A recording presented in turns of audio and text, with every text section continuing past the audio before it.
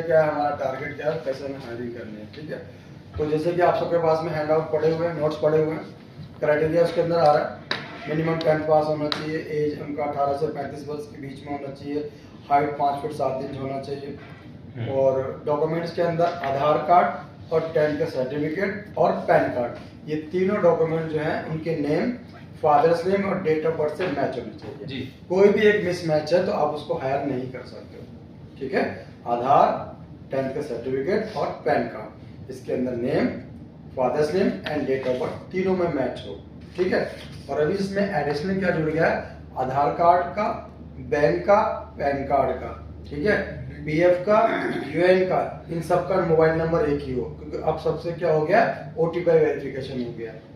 ठीक है, तो ये इंश्योर कर लेना कि भाई तुम्हारे पास जो मोबाइल नंबर है उस पर ओटीपी आ रहा है आधार कार्ड का, बैंक का ओटीपी आ रहा है कि नहीं आ रहा है, क्योंकि नहीं आएगा तो फिर आप परेशान हो जाएंगे, बगैर जी मैं तो सुबह से यहाँ पे था, दोपहर हो गई, काम कुछ हुआ नहीं है, क्यों, ओटीपी नहीं आ रहा, मोबाइल नंबर उसका जो आधार में था वो किसी और का डाल रखा होगा। तो ये थोड़ा सा है इसके अंदर। ठीक है, और उसके अलावा जो ग्राम प्रधान का जो लेटर है, ग्राम प्रधान, सरपंच, चेयरमैन, सभासद, एमएलए, चरित्र प्रमाण पत्र कोई नहीं बना सकता। ठीक है, ओके। उसके अलावा ऑनलाइन पुलिस वेरिफिकेशन, अब वो ठप्पे वाला तो बंद हो गया है कि ये थाने चले जा, चौकी चले जा, वो ठप्पा लगा देगा, वो बंद हो चुका है। अभी जो है क्या है, ऑनलाइन पुलिस वेरिफिकेशन, आधार कार्ड के ब्याह पे आप अपने किसी भी थाने उसमें चले जाइए, इंटरनेट वाले के पास, साइबर के पास, आप मोबाइल पे भी कर सकते हैं, पर हर किसी से नहीं होता है, उसमें वो आधार कार्ड को अपलोड करते हैं और उसके बाद में वो वेरीफाई कर देते हैं। तो उसमें क्या हुआ, जैसे वो अपलोड करते हैं तो उसका रिसीविंग आपके पास आ जाता है, तो रिसीविंग प्लस में चरित्र प्रमाण पत्र, इससे आप उनकी फाइलिंग को करा सकते हैं। तो ये डॉक्यूमेंट जो है आपका, इनको इंश्योर करें पहले, बिना डॉक्यूमेंट्स के आप कोई काम ना करें, क्योंकि मिसमैच बहुत चल रहा है नाम और स्पेलिंग को लेकर के। ठीक है, ओके। जज साइट, अब आपको दोनों साइड का ध्यान रखना है। एक तो जनरल साइड है जहाँ पे 8 घंटे का ड्यूटी है, 12 घंटे का ड्यूटी है, और वहाँ पर तो आपने क्या है, सब बंदों को है ना, कहाँ पे मिनिमम वेजेस मिलता है और क्या क्या सिस्टम बना हुआ, वो एक अलग चीज है।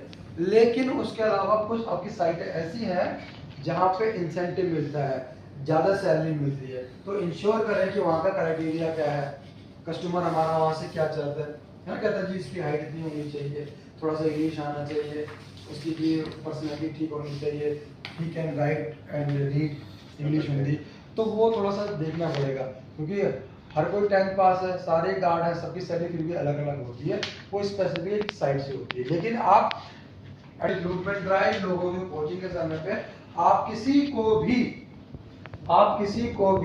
किसी भी साइट के नाम पे भर्ती नहीं करेंगे, ये ध्यान रखना।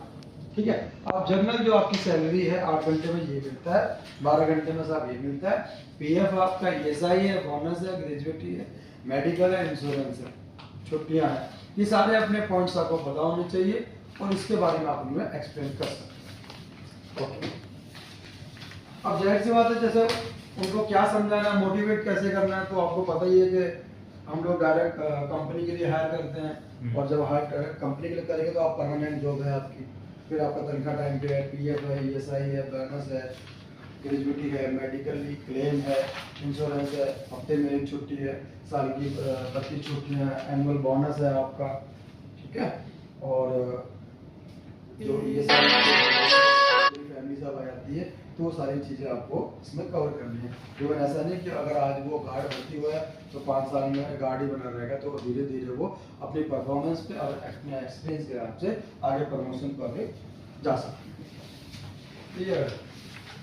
चैनल्स आपके, जाहिर सी बात है कि हमारा जो काम है वो क्या है कि लोगों को अवेयर कराना कि आपको डायरेक्ट कंपनी में भर्ती कैसे होना, किसी ठेकेदार के पास में कोई भी जाने की जरूरत नहीं है। वेबसाइट है, ऑनलाइन सिस्टम है, ऑनलाइन पोर्टल बने हुए हैं, आप किसी के नंबर व्हाट्सएप वगैरह पे घूमते रहते हैं, तो आप लोग जो हैं, जो नए लड़के हैं जो 10वीं 12वीं पास हो चुके हैं और तैयारी करते रहते हैं, तो ये लोग भी सिक्योरिटी में काम करते हैं। आप लोग इनसे कनेक्टिविटी बनाइए, इनके गाँव जाना, गाँव चले जाइए, तो आपने वहाँ पे इनको इंश्योर करना है कि कंपनी में ऐसे डायरेक्ट आते हैं, क्योंकि हर कोई अपना ऑफिस खोल के बैठा है हमसे पैसा लेने के लिए, तो वो आपको देखना है कौन सा चैनल है, कौन सा तरीका है जो मुझे यूज करना चाहिए। ये सारी चीजें हो जाती हैं आपकी, तो अपने फिर जाहिर से जब आपके पास में क्राइटेरिया मीट हो रहा है, डॉक्यूमेंट्स कंप्लीट हो गए हैं, फिर अपने ऑन बोर्डिंग प्रोसेस में उसको लेके आ जाइए। ठीक है, ट्रेनिंग सेंटर है, एड्रेस है, लोकेशन है, वहाँ जाकर के कैसे एंट्री करना है, क्या डॉक्यूमेंट्स होना है, क्या वीडियो बनना है, तो ये सारे जो आपके स्टेप्स हैं 5। ठीक है, तो इन स्टेप में सबसे जो इम्पोर्टेंट स्टेप है आपका कौन सा है, recruitment criteria at the time of selection and hiring, और दूसरा क्या है, डॉक्यूमेंटेशन चेक करना।